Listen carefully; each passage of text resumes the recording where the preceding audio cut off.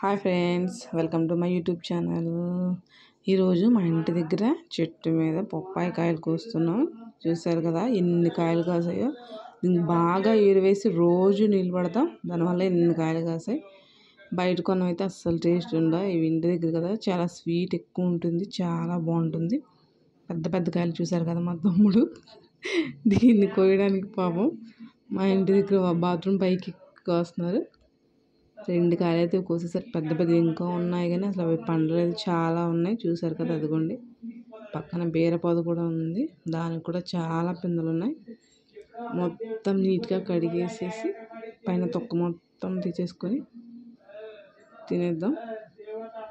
చాలా స్వీట్గా ఉంటాయి ఇంటి దగ్గర కాయలు, చాలా మందికి తెలుసు. ఇవి చూసారు కదా ఎల్లో కలర్లో ఉన్నాయి. మనం బయట కొన్నాయి అయితే అవి కొంచెం రెడ్ కలర్ మిక్స్ అయ్యి కొంచెం పింక్ కలర్లో ఉంటాయి.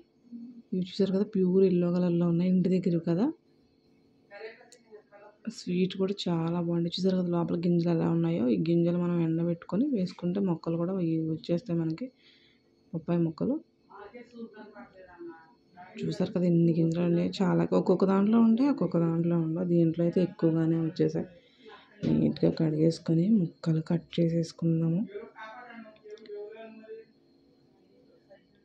అంతే, సింపుల్, కట్ చేసేసుకుందాం. ఏంటి బొప్పాయి కూడా వీడియో పెడుతుంది అనుకుంటున్నారా? అలా అనుకోవద్దు.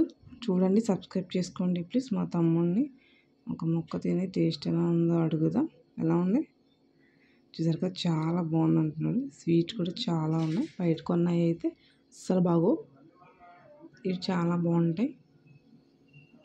ప్లీజ్ లైక్ చేయండి, షేర్ చేయండి.